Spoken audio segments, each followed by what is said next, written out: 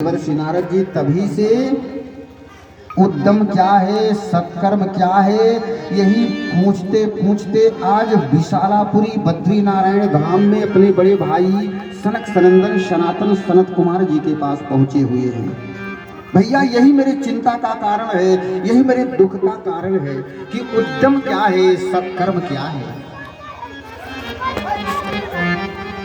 चारों भाइयों ने कहा, अरे देवर्षि नारद जी, सत्कर्म किसे कहते हैं, उद्यम क्या है, इसको हम बताते हैं।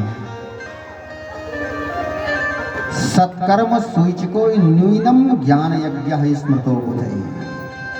सत्कर्म का वास्तविक स्वरूप क्या है, श्रीमद् भागवत की मंगलमयी कथा, इससे बड़ा सत्कर्म और कोई नहीं है कलिकाल में। श्रीमद् भागवत की कथा जैसा सत्कर्म इस कलिकाल में और दूसरा कोई नहीं है। यही श्रीमद् भागवत की कथा श्रवण करो, भक्ति मैया ज्ञान वैराग्य के दुख दूर हो जाएंगे।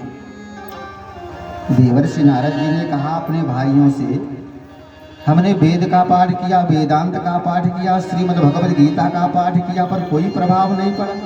और वेद से ही निकला हुआ ये श्रीमद् भागवत महापुराण है भाई। तो जब वेद से कोई प्रभाव नहीं पड़ा तो श्रीमद् भागवत से क्या प्रभाव पड़ेगा।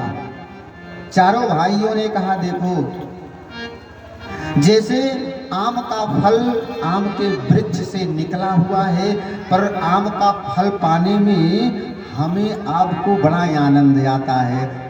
फल पाने में फल बड़ा मीठा होता है और रस से भरा होता है। जब आम का मीठा फल हमें आप पाते हैं तो खूब ही आनंद आता है।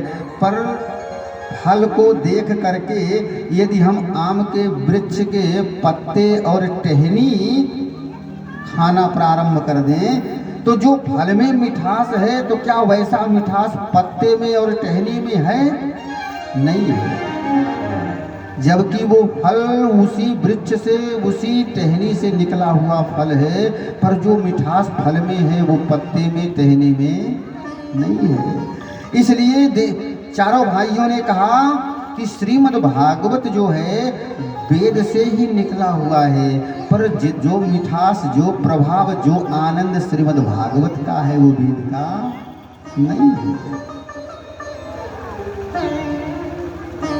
जैसे दूध से ही घी बनता है, दूध से ही घी, जो प्रभाव घी का है वो दूध का नहीं है। जैसे घी में हम अनेक प्रकार की व्यंजन बनाते हैं, पूड़ियाँ बनाते हैं, और कहीं घी समाप्त हो जावे तो कढ़ाई में दूध डाल दिया जाए तो क्या पूड़ियाँ निकलेंगी? दूध से नहीं निकलेंगी, बल्कि वो घी जो है वो दूध से ही निकला हुआ है, पर जो प्रभाव घी का है वो दूध का। अनेकों उदाहरण दिए।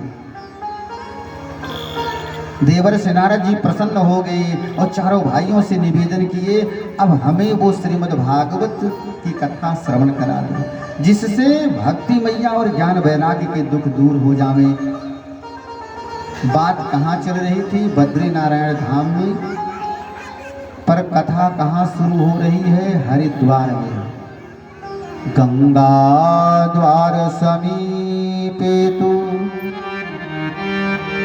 तटमानंदनामकम्।